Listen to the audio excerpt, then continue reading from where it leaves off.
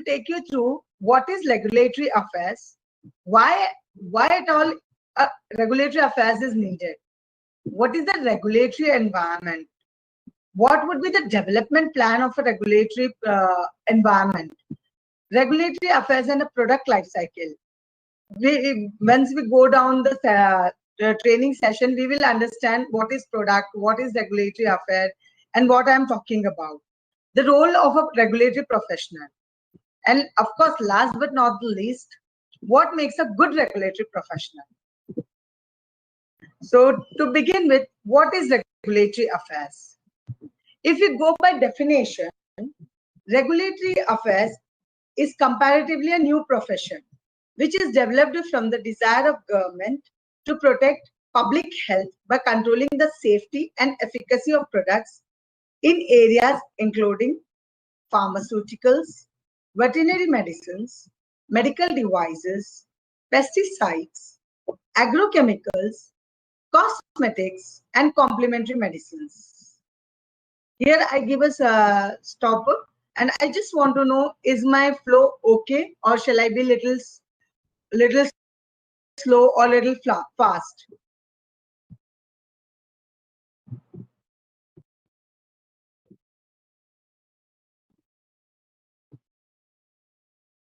So I hear the complete silence, so I believe that people are following me. So let me tell you what is regulatory affairs in a general language. We understood yesterday that after clinical research, once a company comes with some product, some drug, they want to know that what is the efficacy of that drug, how safe that drug is in curing some disorder or a disease. So what we did a clinical trial to prove that, okay, the company says that my drug is very good now, but the clinical trial is done in a controlled environment with limited number of people.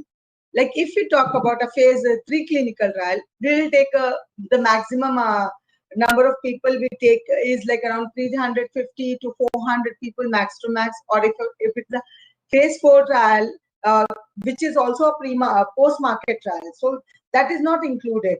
Before going to the market, this drug needs to be regulated into a large population. Like now this drug is available in market, anybody goes and buy this drug. What is the scenario? If I take this drug, I should know what are the side effects, what is happening to me. If I'm taking a drug for a headache, is it curing my headache or not? In a large population, we get to know all these things. But if you think from a manufacturer perspective, what will a manufacturer will do? Okay, my clinical trial is good, I will market this 100 products. What will happen to the general public? These 100 products which the manufacturer is marketing, are all they safe? Are there any vulnerable people who are getting affected by these drugs, which is not recorded? Or suppose if one manufacturer thinks that now my product is very well marketed in India, now I want to go and market in some other country. So can he take his drugs and he goes and starts selling them? No, he cannot. The manufacturer has to go through a regulatory process of that regulatory agency, and then they will know, like, okay, my drug complies to that regulation, and then based on the approval of that government agency or that regulatory agency, I can sell my drug in that respective country. So this is not only regulated, or this regulated market is not only confined to drugs, but it is very vast and very, very open. It includes the veterinary medicines, apart from pharmaceuticals. The pharmaceuticals are nothing but your generics, your formulations, and biosimilars.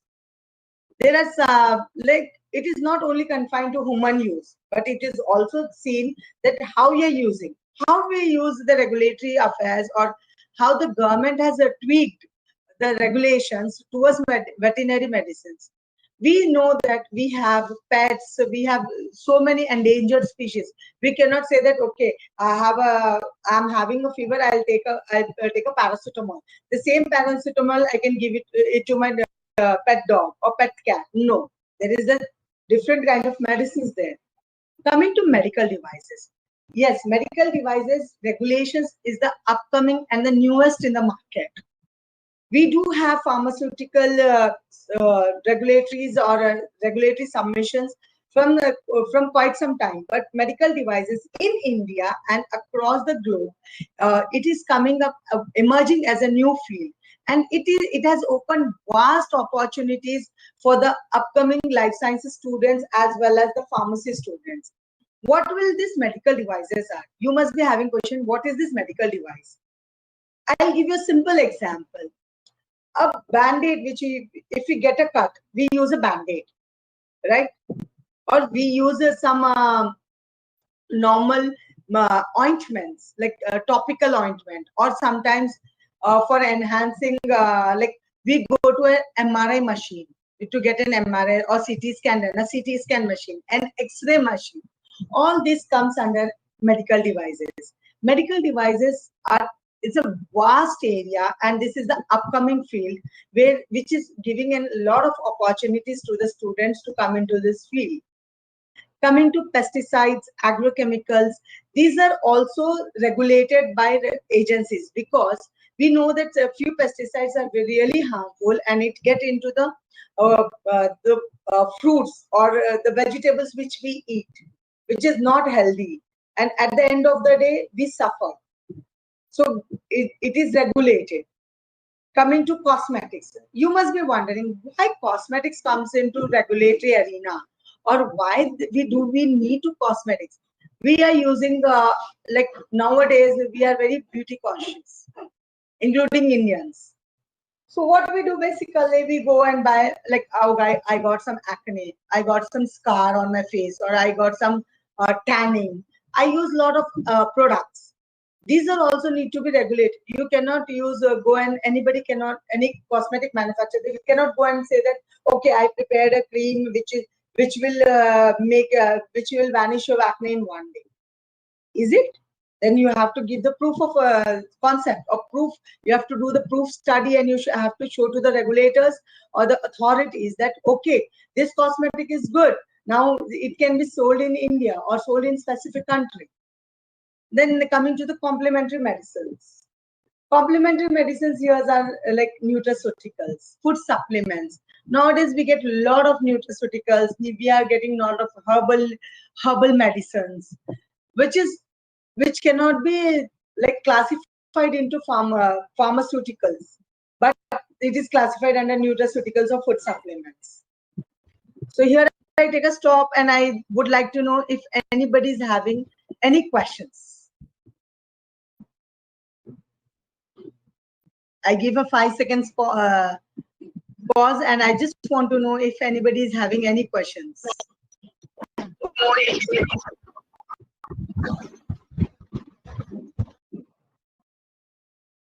I believe somebody is having a question. Can any moderator help me to understand the question, because I'm unable to hear the audience? Yeah. Question is there. Can I ask question right now? Yes, you can. Okay. It should be more like a dialogue. Yes. Yeah, someone asked us that regulatory affair is for the purpose of sending the documentation to the government and FDA that it meets the standards and norms to report ADRS, safety and efficacy of product. Is this true? Yes. In the upcoming slides, I'll be explaining I'll be like giving you some insights about the regulatory authorities and about the documentation process also. I have touched base all these things in my upcoming slides. So once we go through all the slides, you will have a better picture and understanding of your question. And at the end of the session, I'll definitely answer this question, because I want you to understand the concept first, then we will come up to your question. So moving ahead, is there any other question? Yeah, there are questions, but I think you can complete your session, ma'am. Then after we will move into questions, all questions. Is it okay? Done. Yeah. It is absolutely fine. Yeah. Okay. Now moving ahead, like if you talk in a general, simple English, what is regulatory affairs? It is a unique mix of science, management to achieve a commercially important goal within drug development organization.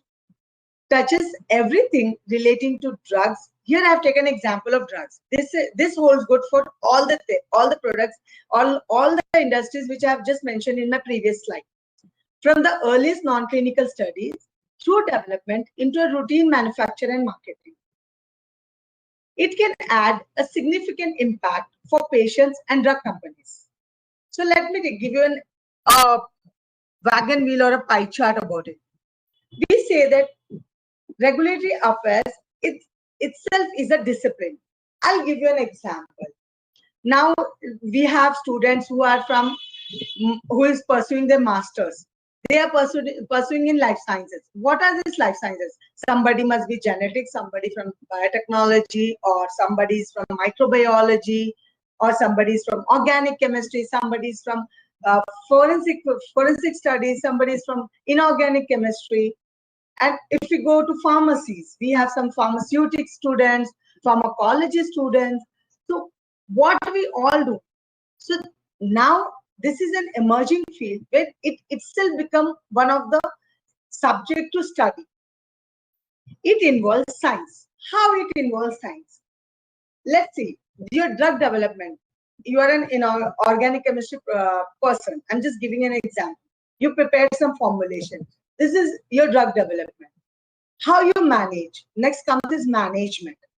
What do you do by management? What do you mean by management is like, now I'm a company. I'm preparing this drug. At the end of the day, this drug from my manufacturing unit has to go to the last person, or to the target people, to the target patients. They should use my drug and they should get cured. That is how, and this process, step by step process, how I'm going to manage them. At the end of the day, if I'm opening a company, I need to do commercialization. I cannot sell my drug for free of cost, right? There is some cost involved in my R&D. There is some cost involved in my clinical trials. There is some cost involved in logistics. There is some cost involved in getting approval from the authorities, paying them the agency fees and all that things. In this process, I'm paying my staff. So all this cumulative thing, I have to from where I can earn back. I can earn back if my product is sold, and from that what revenue generations have done. Based on all this commercialization aspect is there, marketing aspects are there. Coming to legislation, you must be wondering why legislation came into picture here. Suppose just one of our friends just asked in a previous slide about the ADRs. That is nothing but adverse drug reaction. Today I got to know that, okay, this drug is very good for curing my headache. I bought the drug, I took the drug, and tomorrow I developed rashes. Because I took the drug, I developed rashes. This is the side effect of the drug. So where should I go and complain? That I don't know. I just know the manufacturing company name. Where I go and complain? Do I need to complain to police? Do I need to go and complain to the consumer cell? Or do I need to go and complain to the pharmacy from where I bought this drug? So we do have a complete channel where we can report these adverse drug reactions and to understand the safety norms. So in the upcoming slides, we will be discussing on each of this in very detailed manner. Moving ahead, next question comes is, why at all this regulatory affairs needed? The companies responsible for the discovery, testing, manufacture and marketing of these products, wanting to ensure that they supply the products that are safe and make a worthwhile contribution to public health and welfare. Just in my previous example, I said that as a consumer, I have taken the drug and I developed rashes. But as a manufacturer, when somebody is preparing this drug and marketing this drug, they should ensure that this drug is good for public health and it is giving benefits. The risk benefit ratio, always the benefits should be more and risk should be less. That is my ultimate aim. The drug development in any country across the globe, we can say that more than 120 countries across the globe are following this drug regulation processes, or which in a niche we can say that a regulatory affairs. Drug development and commercialization is highly regulated. It is mandate. We have to, any drug manufacturer, it is mandate for that manufacturer to to set certain norms, to follow certain rules, to follow certain regulations, to follow certain laws. In like next, I'll be discussing about this. What is the difference between a regulation, a rule, a law? In next slide. The path to drug registration, or what we say is marketing approval, is paved with a good intention but can be complicated. It is not as simple for a manufacturer, okay, today I prepare this drug, tomorrow I'll go and sell it in the market. No, it is not so easy. There are a lot many complicated things, or I would say that there are a lot many complicated steps or hurdles that manufacturer has to cross through to achieve that. Like, okay, I got my marketing approval. Now I can sell this drug in the market. As I'll give you a simple example. In a clinical trial, you might have yesterday's session, we know about the clinical trials. The drug fails in the clinical trial. What will be the manufacturer doing? He will not stop there. He will understand, like, why my drug is a failure, why my drug is not giving the intended required intended use for what which is it is used for, why it is not giving that result.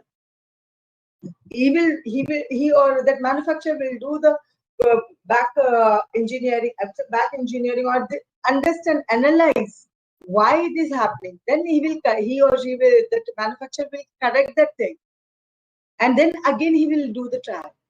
He will understand the efficacy of the drug. He will do the pharmacodynamics and pharmacokinetics of the drugs to understand how the drug is reacting in a body, and how the body is accepting the drug. Is the drug is acting as a foreign molecule and making the body to generate antibodies against it? Is it something like that? This is when we go ahead in the presentation, we will understand in more clearer way. Things change constantly. Here, why I have made this in a bold one. See, every drug is different. Every pathway is different. Every process is different. But one thing is constant, is what we should get the regulatory authorities approval before we market our product. Our drug should be should have that efficacy, have that safety norms, and should give us intended results. So moving ahead, we can, in a pharma industry, we can generalize these things. The regulatory affairs in a pharma industry may be defined as the interface between the pharmaceutical company and the regulatory agencies across the world. Here, why we have defined it in a very user-friendly or layman-friendly language is, what is regulatory affairs after all? As the interface, it creates a mirror image or interface between the regulators and the company to market it in the global. Because I have prepared my drug, I cannot only market only in one country or one state and I can be happy. I have to develop my business. I have to reach to the people. I have to reach to different countries, different ethnicities. So for this, I would say that it's just like regulatory affairs department or the people in the regulatory affairs, how they modulate their roles and why they are important. We will know later. Here are some regulatory authorities. What is the regulatory authority or an agency? A regulatory agency or regulatory authority is a government authority that is responsible for exercising autonomous dominion over some area of human activity in a regulatory or a monitoring capacity. Well, to make it simplified to understand this definition, I'll simply say one thing. Regulatory agency is the supreme. It is like a Supreme Court. In India, we say that we have a Supreme Court. If some decision is given by Supreme Court, we have to be abide by it. So similarly, any decision which is given by these regulatory agencies or authorities, the manufacturer should be abide by that. And they should do the required changes or required modifications which was given by the regulatory agencies to make sure that the drug is efficient enough or the product is efficient enough. Here are the some topmost regulatory agencies. In USA, it is known as Food and Drug Administration, that is commonly known as FDA. In UK, we call it as MHRA, Medicines and Healthcare Product Regulatory Agency. In Australia, it is called as Therapeutic Goods Administration, which is called as TGA. In India, we call it as Central Drug Standard Control Organization. In short, we say that CDSCO. In Canada, we call it as Health Canada. And in Europe, we call it as European Medicine Agency, EMA.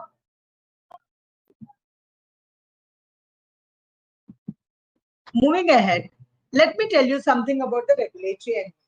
What is regulatory environment? Why do we need? I had in just a few minutes back, I discussed about regulations, laws. I discussed about guidelines. You must be wondering, what are these all things? So I'll start with regulations. Here I have taken drugs as example.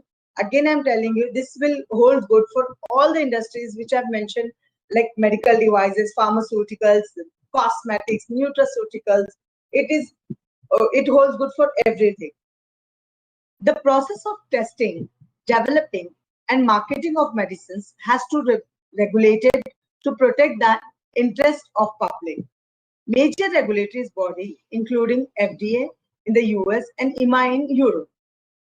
These are the regulatory bodies which tells you to do the testings, developing how you are going to market your products, how it is protected, how the safety and efficacy of the human population is protected. Are they not get abused? So all these things are being understood by the authorities or agencies. So now, like moving to national laws. Every country has their own national laws pertaining to the security or safety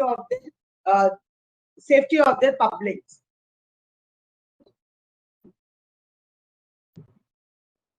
So the example I have here is a UK Medicines Act. In US, we call it Code of Federal Regulations.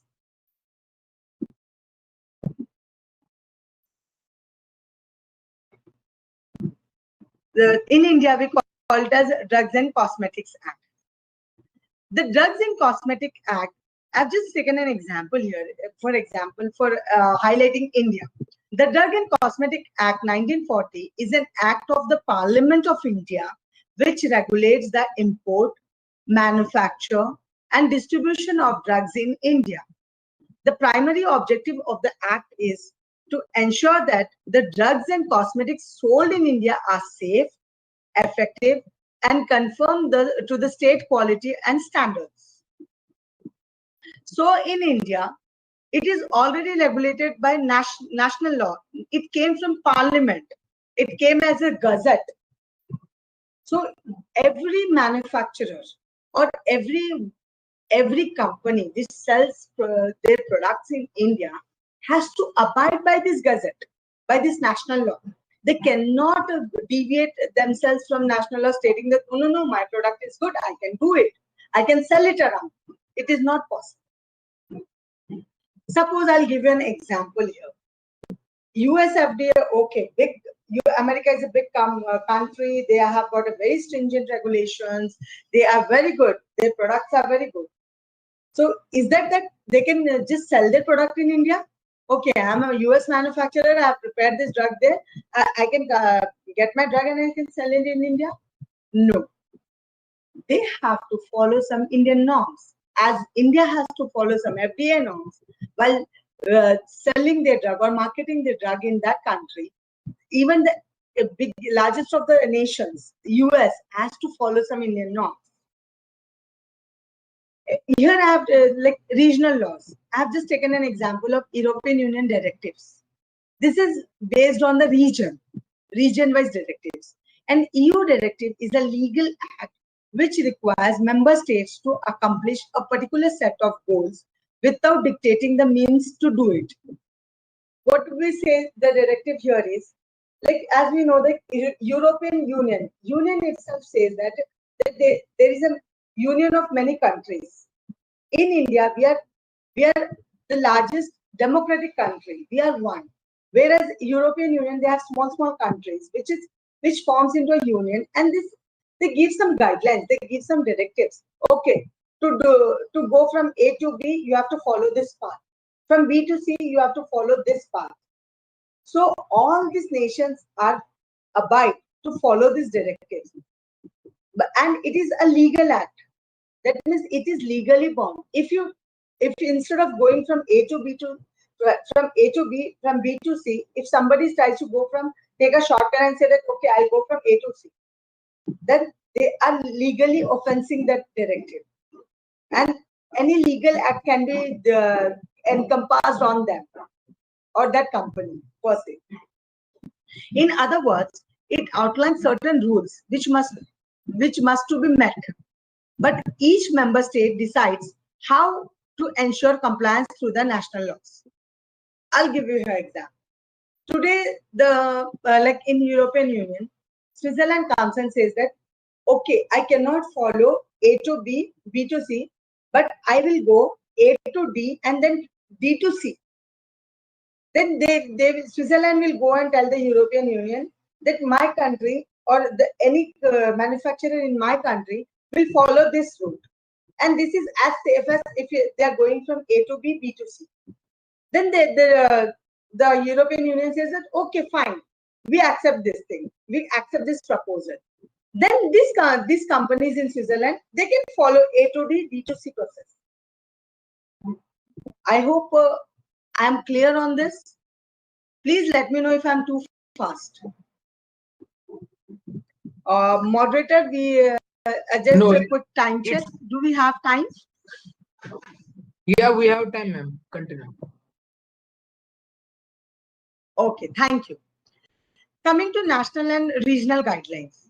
What is the difference between regulation, law, and guideline? Here the guidelines, law is stringent. It is abide by the parliamentary or the state legislature, or it is abide by the government rules, and you cannot break a law. If you break a law, it is an offense. Whereas guidelines, what do you mean by guidelines? Here I have taken two examples, like new drugs and clinical trials rules, which is given by CDSCO, or Code of Federal Regulations, which is by US FDA. These are guidelines. This will give you a pathway. This will give you a process or a shape to go. It is something like that. Suppose you started your journey from, I'll give a very vague example. You started your journey from Delhi and you want to reach to Hyderabad. How will you go? You can go by train, you can go by bus, you can take your own vehicle, you can go by flight. There are various means. Here the guidelines will give you a guidance. They will tell you, okay, you can take either of these transport measures. If you take a flight, you will reach in 2 to 3 hours. But if you take train, you will reach in 24 hours. If you go by bus, it may take you 48 hours. So that guidelines will be given to you. And that will give you a path that, okay, if I have to market my drug into this country or this region, I have to follow the certain guidelines, which will help me to get an approval easily. You can always choose. You can always say that, okay, what is the big deal? I'll take my bicycle, or I'll take my motorcycle, and I can go from Delhi to Hyderabad. Yes, you can go. No one is stopping you. But when you're traveling from Delhi to Hyderabad, it will take you long hours. It will take you many hurdles. You have to face a lot of challenges to reach to Hyderabad. If you take a flight, you will say, oh, I'm so fresh. I can go and attend my meeting in next 1 hour. Because I'm so fresh. I've taken a flight in Delhi and I've landed in Hyderabad. Whereas, if you take train, you will say, okay, I have relaxed. I have a good night's sleep. Tomorrow morning, I'm fresh and I'm ready to take a meeting, or I'm ready to meet my customer or partner. Whereas if you drove, if you have taken your bicycle, or you have taken your moped and you have traveled, will you be that much fresh, and will you be that much ready to take that meeting? No. So these guidelines will help you to understand the process very well, and to easily get that approval. Then comes the international guidelines. What is this ICH? International guidelines were created by the International Council of Harmonization of Technical Requirements for Pharmaceuticals for Human Use. This is commonly called it as ICH guidelines. What is this international guidelines? These guidelines are not only confined to your own region or your own country, but it is confined to the entire globe, or the nations who are the part of this ICH. You might have heard that in yesterday's seminars, or as yesterday's lectures, you might have heard about ICH GCP. That is good clinical practices. What ICH GCP says, you should follow this practices to achieve that your drug will do good in clinical trials. Similarly, we have GDP, GXP, GLP. What is it? Good laboratory practices, good documentation practices, which is very, very, very important in the regulatory affairs, which is the prime thing. How you're documenting your work. You just say that, okay, I've prepared this medicine, but what is the proof that you have followed this 1, 2, 3, 4, 5, 6 steps? How you're going to do that? Until and unless you document it. And just like that, okay, in step 1, I have prepared the X thing. In step 2, I have mixed X plus Y. No, this is not documentation. What is your intended, what was the intention with which you started this, developing this product as a manufacturer? What was your intention? What was your prime goal? How you achieved it? What was the step-by-step methodology? What you have used? What is like, have you used some prohibited products, or have you used prohibited methods? How you achieved your final product? What was the process? The complete thing we have to document it. There the good document practices plays a major and vital role. Coming back to ICH, these are the guidelines which is given across the globe, and ICH aims to provide a uniform standards. Now you say that, okay, my standard is till here only. Some US will come and say, no, my standards are way, way high. Tomorrow Europe will come and say that, no, my standards are above this. Japan will say, my standards are above this. So there should be some cut-off line or some benchmark where all the nations should follow. Beyond that, yes, definitely you have your stringent rules, you have your stringent regulation, but this benchmark is mandate to be in align with any other country across the globe. So here the ICH aims to provide the uniform standards for technical requirements for pharmaceuticals for human use. They are developed by regulatory and pharma industry authorities. What do you mean by they are developed by regulatory? This is not like somebody who's sitting on above our head and prepared like a principal. He just like a dictator.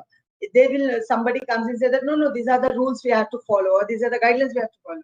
No, these have been decided by the various regulatory authorities, various big pharmaceutical companies. They came together, they defined these guidelines, and they release these guidelines to have an established guidelines across the globe, which can be used as a yardstick for developing your product and marketing your product.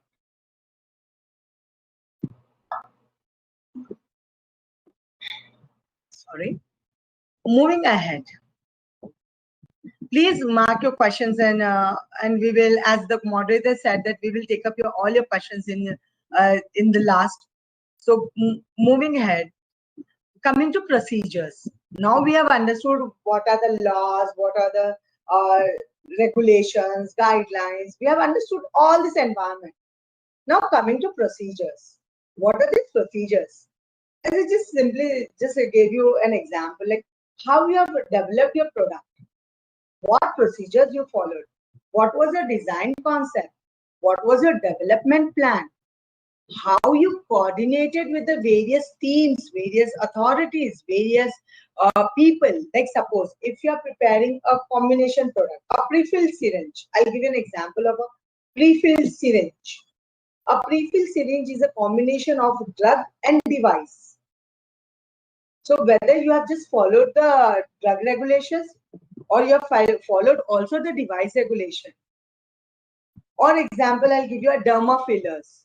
Nowadays, we are using a lot of derma fillers. Whether it falls under cosmetics or whether it is a medical device.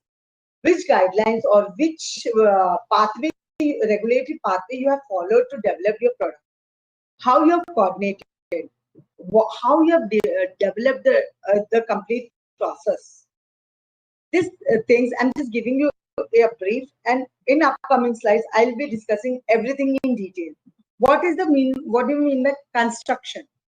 The construction here, we may say that we have started from scratch. A drug manufacturing company, they have started from nowhere. From the scratch, they have started to develop their product.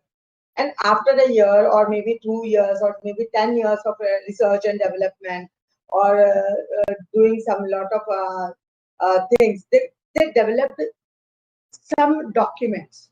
They have developed their product. This development of this product, they have collated, they have developed a submission, like submission management. Here I've used the word assembling and submission. What do we mean by assembling and what do we mean by submission? Assembling is like I have done my product, I have designed my product. I did some like from the scratch how I designed my product. What are the hurdles or challenges I have faced? Then once my product is designed, how what is the risk benefit ratio? How I analyze the risk benefit ratio? What are my clinical studies says? What are my non-clinical studies says about this product? What is the stability of my product? How stable is my product? What will be the expiry of my product? All these things I have assembled. But one paper is here, one information is here, one information is lying with the R&D team, one information is lying with the CMC team, one information is lying with the development team, one information is lying with the marketing team. Marketing team, what information? What is the scope of this product in the market? How we will do the revenue generation? One information is lying with the sales team. So what we do here is, in submission process or submission management, we collate all this information. Here, the role of the regulatory affair associates or the regulatory affair department plays a very, very vital role in collating and submitting this document as per the regulatory standards. You said that you have created this document, okay, taken. You have created that document, taken. The R&D people will give their document, taken.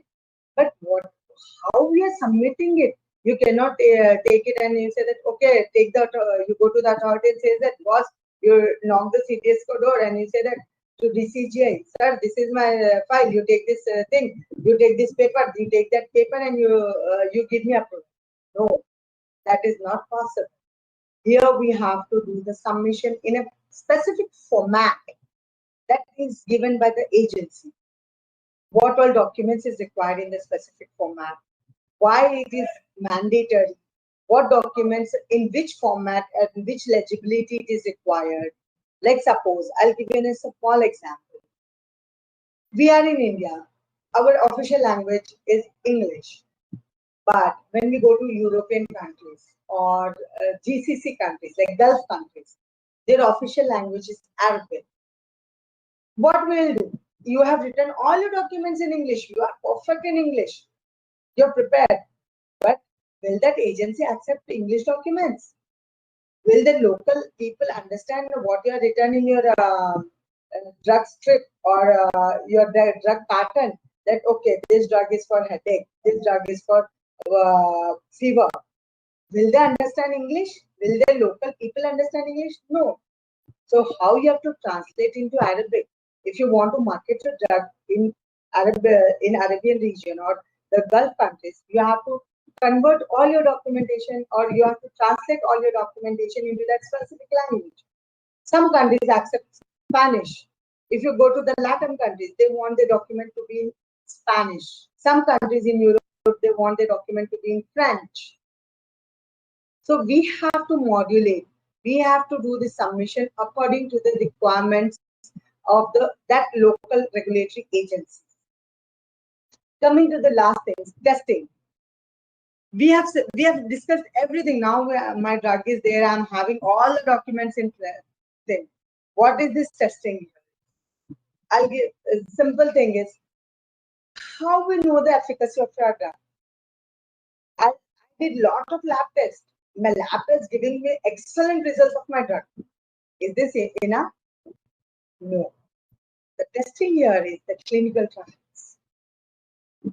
How it is reacting in the human body. How the human body is reacting to the drug. Why we do a lot of clinical trials.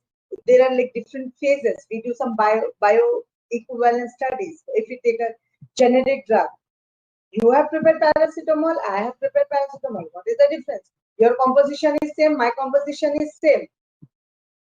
Your company is already marketing. Why can't I market? Yes, I can market. When my bioequivalent study with that already marketed drug gives me the similar results or better results. If it is a substantiate result, then will I be able to market into the country? No, I'm not allowed. So I will understand my own weakness. Once we understand our own weakness, we will come up better. Today I know that okay, I'm weak in English. I should study English very well to excel in my examination. If I know that I'm weak in English, I'm preparing very well for English, and I will excel in my exam. But if I don't know that I'm weak in English, I'm just saying no, I have studied very well. And when the English paper came, I'm unable to answer my questions. What will be my result? Either I'll be getting less percentage of marks or I'll be getting failed. That these all things will impact. So we should know the weakness of our own drug. How we will know? By testing. We will do the bioequivalence studies. We will do some clinical trials. We will collect the data. We will do some safety studies. We will collate the data, and then we will understand that okay, my drug, I'm saying in a laboratory testing, it is 80% efficient or it is 99% efficient. The similar way, it is 80 to 90% efficient even in the human population. And because the ultimate use of our drug is the human population. The last consumer of our product is the human population or the patients who need these drugs. Okay, so I hope I'm clear here. Moving ahead, like now we have said that okay, I have prepared my document, my procedures are done. Like who says who? These procedures are defined by some people. Who are those people? Just in our previous slides, we understood that there are a lot of national and federal agencies. There are like industry people. There are professional bodies who will guide us. Like I'll give you an example. In clinical trials, we have ethics committees. Every hospital, if we do a clinical trial, we need ethics committee to approve our protocol to do that clinical trial in that hospital. Similar ways, we do have a lot of professional bodies who will say that, okay, you do this trial like this, you get this information. We from industry, we know that, okay, our competitor is producing this drug, he's marketing his drug, our competitor composition is same, but why my drug is failing? I've done the testing, I got to know that, okay, my drug is efficient as my competitor's drug. So we will do all these things and then we will prepare our dossier. There are some factors which will affect all this regulatory environment. What could be those factors? First and foremost, the political factor. Many countries in the world, like, I don't want to name specific country, but I'll give you a small example. Presently, we are seeing that there is a lot of fight between Israel and Palestine. These people there are suffering for lives. They're suffering to get the basic needs because of the political drama there. There are many companies who are unable to produce the drug and sell it there. There is no market. So these are the factors. The media. I don't want to disgrace media here, but sometime back we have seen in newspapers that, okay, because people were not understanding the importance of clinical trial that time. They said, so, oh, all the foreign companies are coming to India. They are making our Indian population as guinea pigs. Please excuse me. I'll just have some water. Thank you. So media has created so much havoc that, okay, now this they are making this. People are doing some clinical trials. They are just making the Indian population as guinea pigs, which is not the truth. Not the truth. Which is not the correct factor.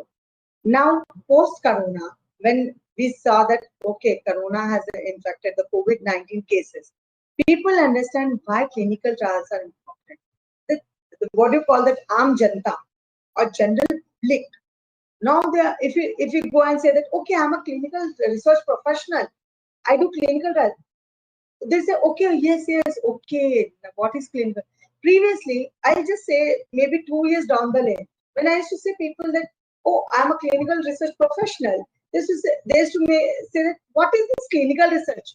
What do you do? Oh, you give some drugs in free. Or you say that, oh, you are making people guinea pigs. No, that is not the true factor. So media plays a very, very important role in developing the regulatory environment in any country. Now, we have talked about all the good things about regulatory environment. What are the gray areas? See, every coin is having a second other side. We do have some gray areas. What is the gray area? Every day we are seeing new legislations coming up. Every day, as a regulatory professional, we see new challenges coming up. The best example what we are seeing today, taking COVID as an example, we are seeing that every day we are seeing new medicines are coming up, new testing kits are coming up, new vaccination processes are coming up. Like we are saying that, okay, this drug is very useful. We never thought that we will the people who were who recovered from COVID infection or corona infection, they get attracted or they get reinfected by mucormycosis. So this is the areas where we have to keep ourselves updated.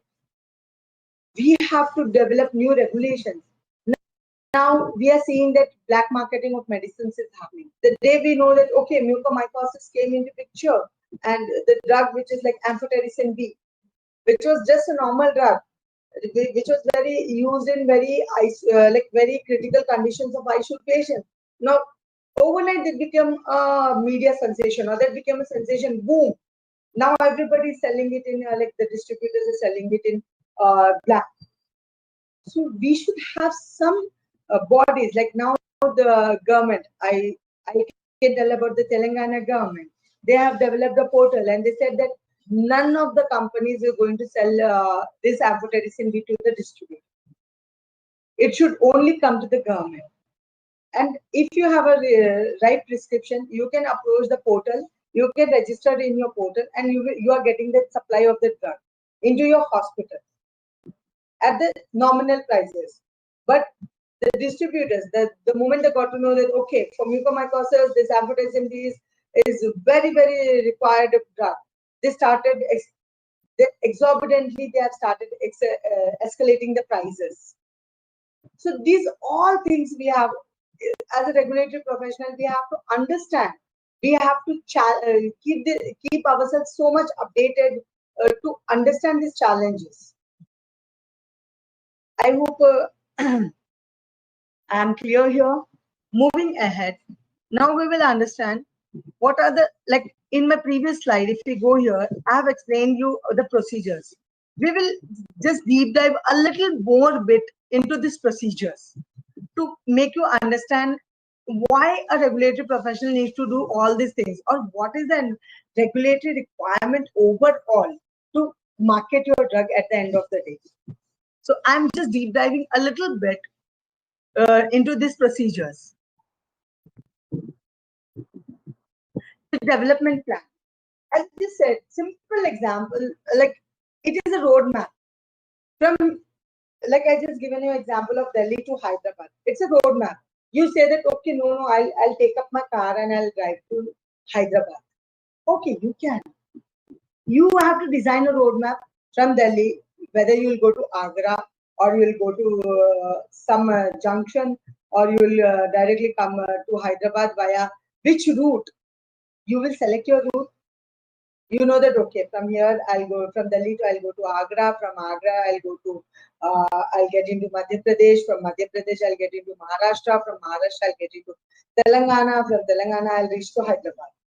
This is the roadmap you decide. Then it includes, so even for drug development process, you will have a roadmap. Okay, now I'll develop my drug in the laboratory. I'll do the stability study. I'll do the CMC. I'll do the testings. I will do the animal studies. Then I'll take up the next phase. I'll take up to the BA studies or the clinical trial studies. Based on the results, I'll plan up whether I will go with my own marketing team, or I will market only in India, or I will do a joint venture with some other company. I'll be the I'll be the manufacturer, and I'll take up some marketing partners, and I'll sell my drug through marketing partners only in India, or I'll want to go to some X countries, I want to go to some Asian countries, I want to go to some US countries, or I want to go to some European country. So all these things will develop in your roadmap. It includes all the disciplines relating to drug development and commercialization process. I've just told you, like science. What are the science? What is my pharmaceutical ingredient? What are my like mixers? What are the excipients? What I'm going to use? What I'm going to release? What are my non-clinical laboratory studies says? What my stability study says? What are my clinical data giving me the inputs? Then commercializing. In commercialization, what we will do, we will see that how I'm going to market my product, where I'm going to manufacture, whether I'm going to manufacture in one plant, or I'm going to manufacture in 10 plants, or where will be the manufacturer unit. What are the requirements? Like if we talk about a little more, what are the requirements, like ISO requirements of my manufacturing plants? That my ISO, my manufacturing plant should be ISO certified. Which standards I have to follow, which standards I have to maintain, what will be the, like suppose if I'm making some biosimilars, what kind of standards I have to maintain. If I'm making a vaccine, what different standards I have to maintain in my manufacturing plant. How now my product is ready, but what about the supply and logistics? How I'm going to supply my product? What temperature requirements my product require? If it's an injection, or if it is, say, it's like antibiotics, it requires certain temperatures. How I'm going to supply to the manufacturer, to the local distributors? From distributors, how it's going to go to the pharmacies? From pharmacies, how it's going to go to the local individual consumer? All these things I will do in my commercial planning. Comes the resource planning. To do all these things, I need a lot of resources. I need experts who are in like chemistry experts. I need to do for stability testing and microbiological testing. I need a microbiologist. I need a QA QC team. Moving ahead, I need some animal testing teams, preclinical teams. I need to do my clinical trials. I need clinical teams. I need doctors. I need hospitals. I need the staff. Then to this is one part. At my office level, I need my finance team. I need my regulatory affairs department, which is the main backbone to collate all this. I need my marketing team. So what the role of a regulatory department is? It acts as a backbone. It collates all the information from everywhere. It become a server. If you talk about it in computer terminology, your regulatory affairs department is a server where your workstation 1 will give you inputs, workstation 2 will give you inputs, workstation 3 will give you inputs. You will collect all the inputs in the required format and you will store. Now we talk about a lot of technical jargons like cloud. What is this cloud? We will store our data in cloud. How we will store? We will store in a specific format. Or similarly, the regulatory affairs department, the regulatory affairs professionals, they have to keep this data in a specific format to put it in, to give it to an agency to market their product. If suppose some ADRs are coming, like adverse drug reactions, how they are going to combat it? What is your pharmacovigilance activities? What you are going to do? How you are going to tackle these situations? Are you going to insure these persons, or are you going to give them the counter medicines? Are you going to give them some other supports? All these things we have to plan with the resources. So for doing all these activities, we need specialized resources. It defines the development plans also includes the most efficient route to success.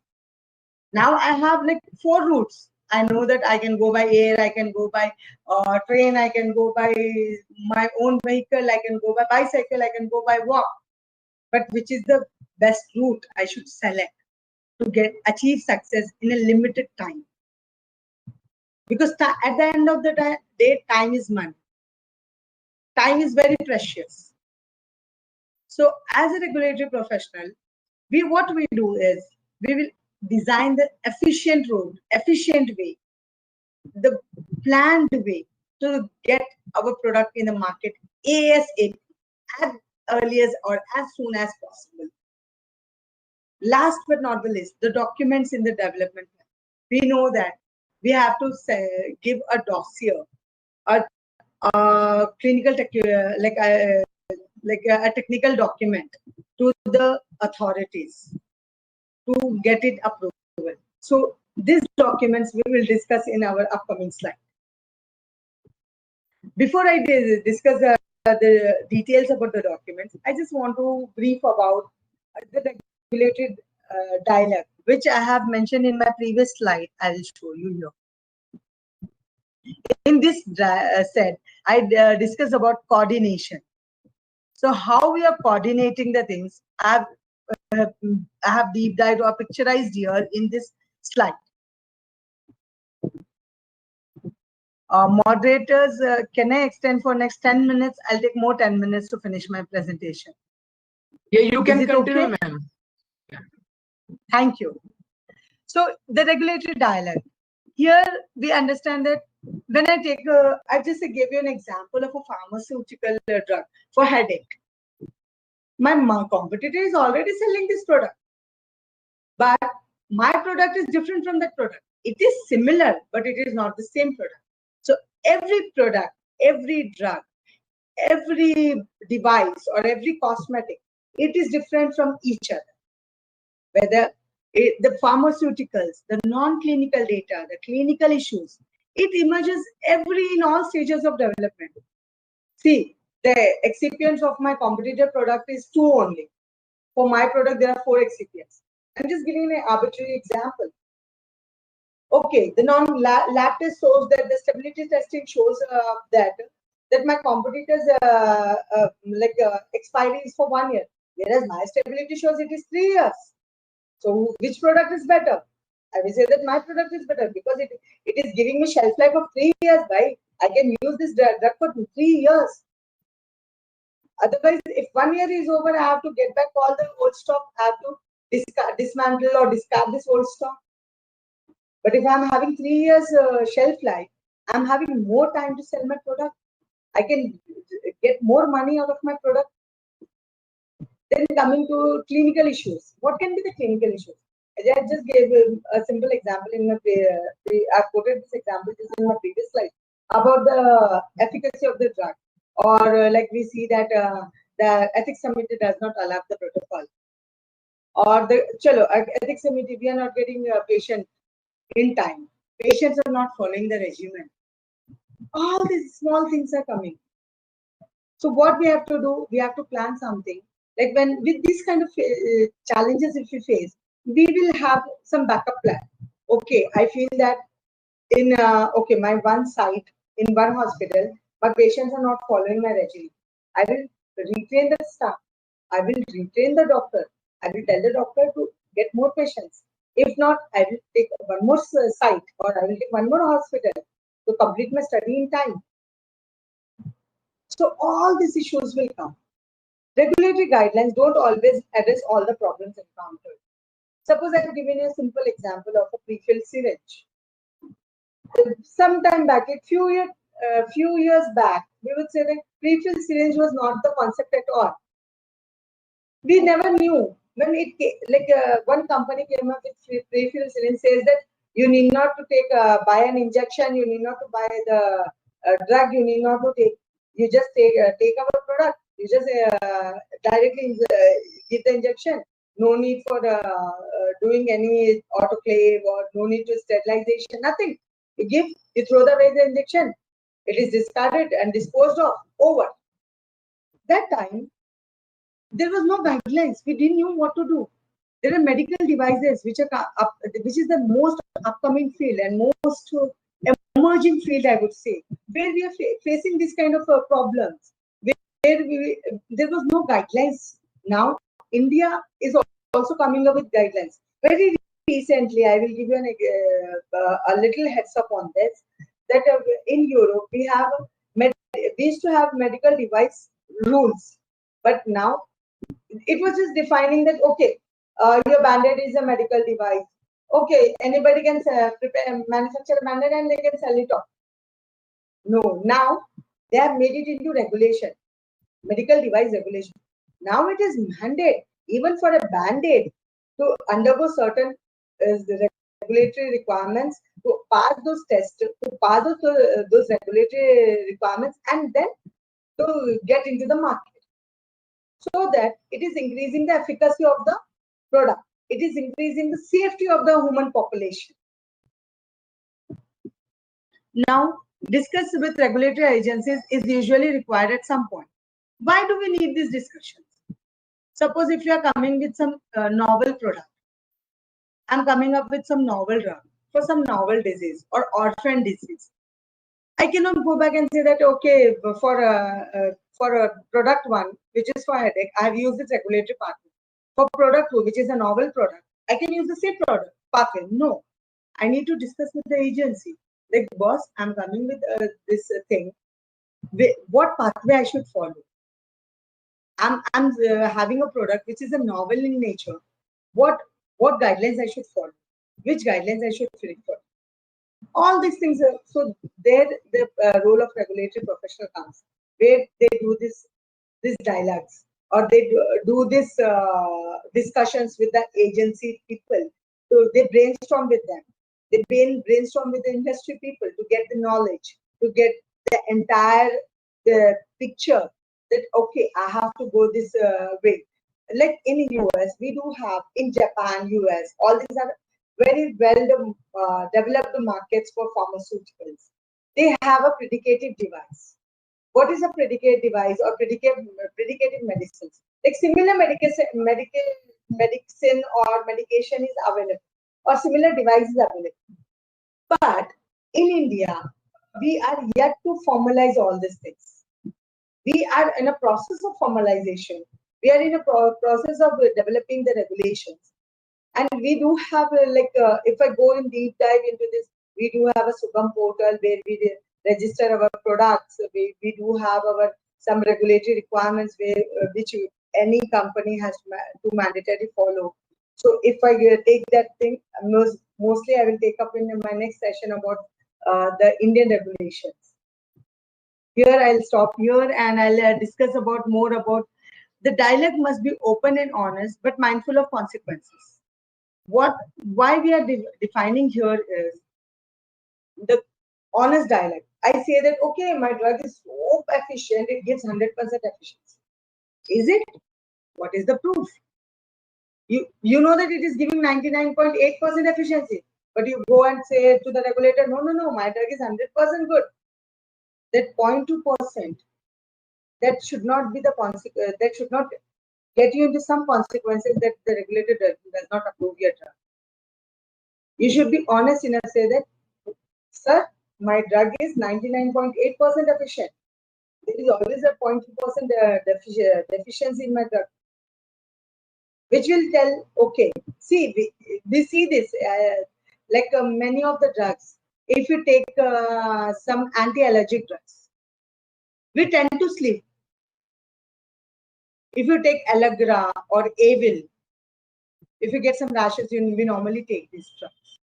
We'll be sleeping. If you take cetirizine for cold, cetirizine, many people, there's a side effect. So they are already informing us. If you take cetirizine, you will have a side effect of drowsiness. You'll feel sleepy. You will sleep.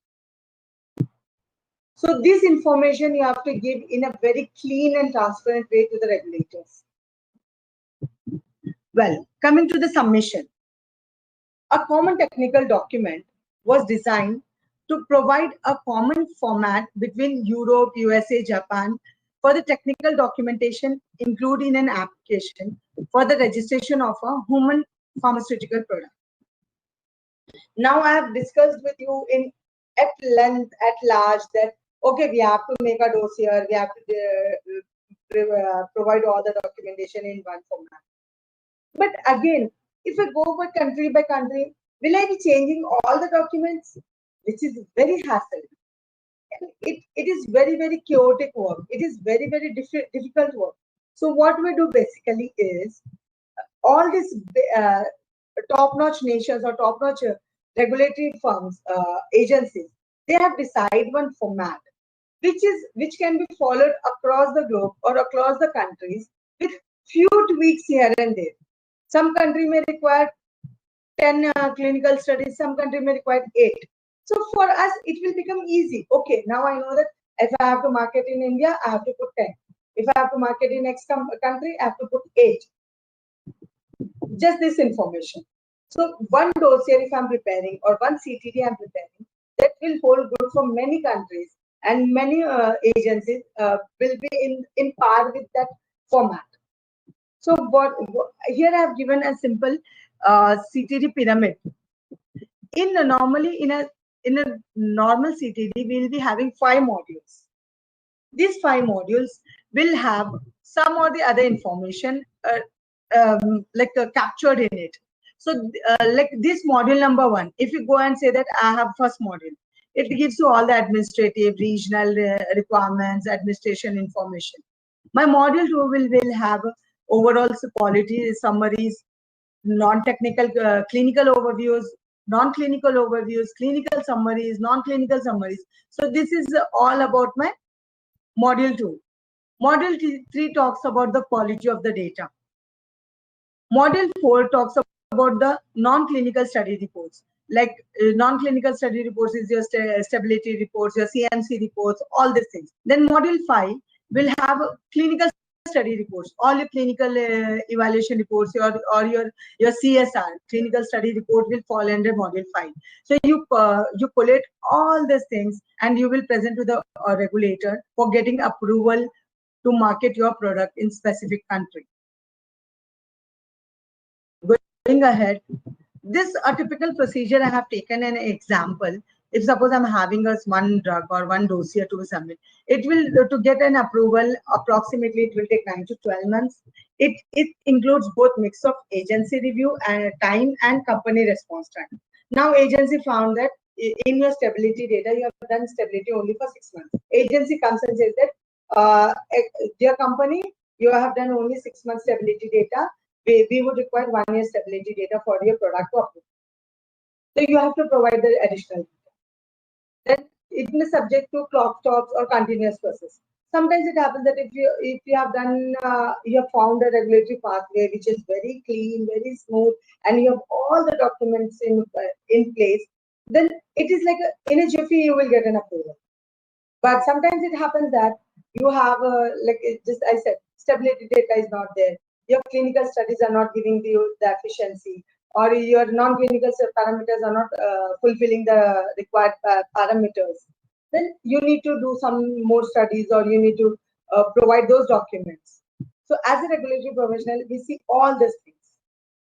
And simple, say, one prime rule is early approval to market is more important than early submission of a dossier.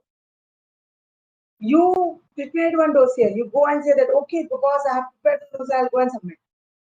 You have submitted the dossier, but in your dossier, there are many documents which are missing. Then again, it will delay your process. The regulators have reviewed your dossier, they come back and they say that, boss, this many documents are missing, you provide me this document.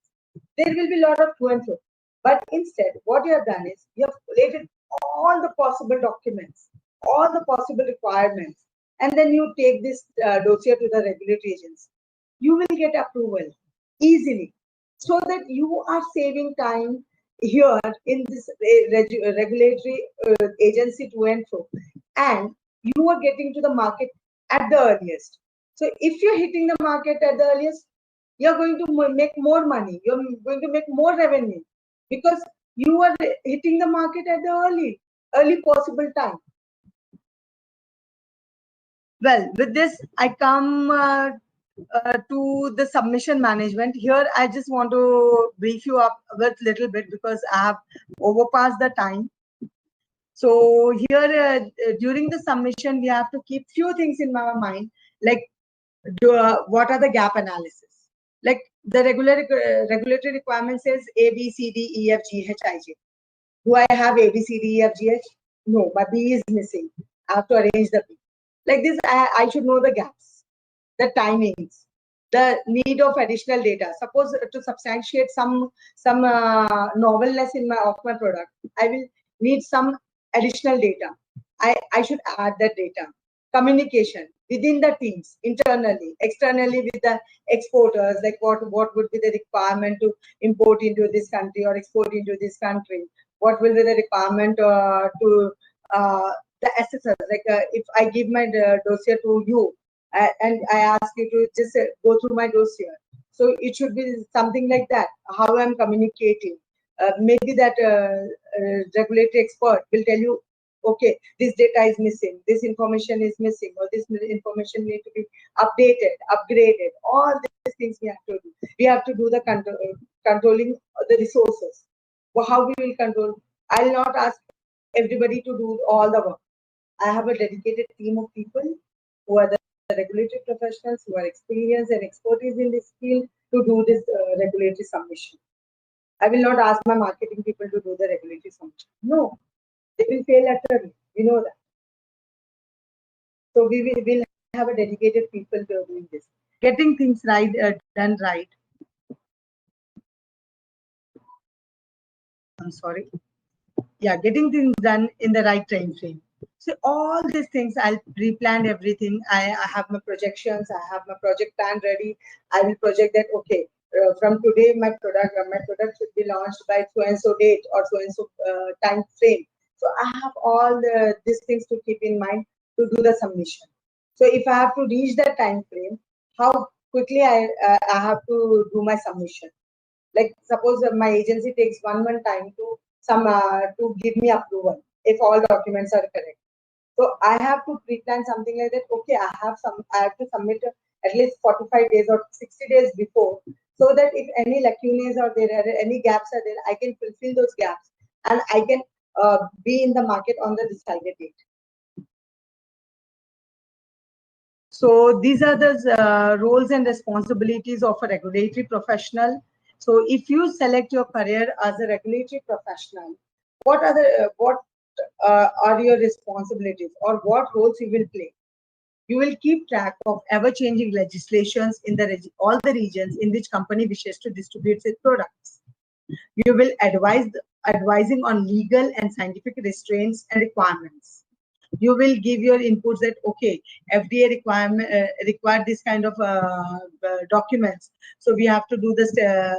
Taking stability example as an example, we have to do 1 year stability data because you will tell the scientific team that was the scientist, we don't need only 6 months data, we need 1 year data, because if you want to market our product in US, we have to have one year stability data. It is the regulatory professional who will tell the scientist who is in their R&D team. They will not know. They will say, okay, 6 month data is there, my drug is efficient enough, you take. But you are the person, because you know that your company is going to launch your product in US. Collecting, collating, and evaluating the scientific data. Presenting registration documents to the regulatory agencies and carrying out any subsequent negotiation necessary to obtain or maintain marketing authorization for the products concerned. Giving strategic, technical, and advice. Giving strategic technical advice at the highest level of in their companies, making important contribution both commercially and scientifically, because you are the bridge between the commercial and scientific, because you have scientific knowledge, you know the commercial knowledge, you know the required regulations in the specific country. So you are the bridge between all these things. So you play a very important role as a regulatory professional for the success of a development program or as a company as a whole. Because if company market the product on time, there are more chances of revenue generation. Helping the company to avoid problems caused by badly kept records, inappropriate scientific thinking, or poor presentation of data. So you are responsible as a regulatory professional to keep the records appropriate, to keep the data handy, to keep the presentation of data handy. If I go and ask the stability report, or if I ask the clinical report to the R&D people, they simply say, we don't know what is clinical report. You go and ask somebody else there. But as a regulatory professional, you know whom to reach for a clinical report. You will go and you will ask your clinical trial department, boss, give me the clinical data. You will go and ask the R&D department to give me the stability data. You will go to your toxicology department and you will take the toxicology reports. As a regulatory professional, you need to communicate with all these people. Additionally, the Regulatory Affairs Department will often take part in the development of a product marketing concepts and is formally required to approve packaging and advertising before it is used commercially. As a regulatory professional, you give your insights and inputs to all the marketing teams that you know that, okay, this kind of products or this kind of medicines or this kind of drugs are available in the upcoming country where we are going to launch our product. We already know the market scenario of the product. We have already 10 competitors. If I tell my marketing team that, boss, look, we have 10 competitors already in that market. So my marketing team will develop the strategies to how to compete with those 10 already there competitors there in that specific region, or whether we should go into that region or not. You are the prime people or prime responsible person as a regulatory professional to give an advice and give your inputs to all the teams and the management whether to launch in that country or not. And suppose in that country they say that, okay, our regulations are so stringent, we will not allow this kind of drugs. Then if your marketing team says no, we can because they say that, okay, the drug is not available in this country, we will launch our product. But as a regulatory professional, you know that country, that kind of products is prohibited. So, we cannot sell that product in that country. There are some drugs, the drug of abuse, like cocaine, or there are many marijuana. These are products in some countries, it is freely available up to some limits. But in India, this is all prohibited drugs. No one can come with a drug combination of marijuana and sell it in India. So these all, as a regulatory professional, you will be knowing it, and you will be advising your teams or your company to launch your product or to market your to do the market planning and everything.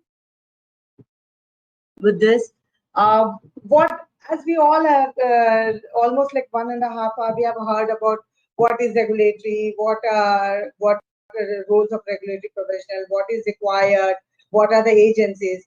But as a person, if you want to be a regulatory professional, what qualities you should imbibe or you should have to be a good regulatory professional? First and foremost, you should be a team player because you are coordinating with many teams across the company. You should be communicative enough. You should have good communication skills. You should be ability to work with anybody and respect each other. Because you understand, oh no, my job is only fine. No. Everybody knows that until you get your clinical data, until you get your toxicological data, your dossier is incomplete. So you have to be amicable. You should understand the disciplines, scientific as well as non-scientific. Whereas if you talk about people who are in different clinical trials, they are more towards scientific. But only a regulatory professional will understand the non-scientific nuances also. You should be decisive. You should be diligent. You should be authoritative. Like suppose because of one report of a toxicology report, entire dossier is pending. You should be authoritative enough to ask the toxicologist to provide the data. You should be commercially aware. You should know that, okay, my product is, this kind of products are very well, this can be sold into this market. This country needs this kind of, having regulations, we can easily probe into that country. We can sell our products. We should always have willing to learn because every day legislations are changing. Every day rules and regulations are upgrading. You should be flexible. You should not say that, okay, I am working in India, I will work 9 to 6 only. No. If you talk to an agency, which is a US FDA, you have to work into their time. You should be flexible enough to take the calls there. Open to non-scientific challenges. As I just told you, example of marketing, approaching the labels and the translations, all this. You should be creative enough to find out the best pathway. And last but not the least, you should have good IT skills because today everything is packed into your systems, everything is packed into your 17-inch screen. Everything is packed, even the dossiers are not going in a paper format. Now we have ECTD modules, that is electronic modules, which we have to submit electronically. So you should have a good IT skills to combat and to be a good RA professional. With this, I conclude my session and thank you all for your patience listening. And I really thank the Skyline CRS for giving me an opportunity to present my a small introduction to the team.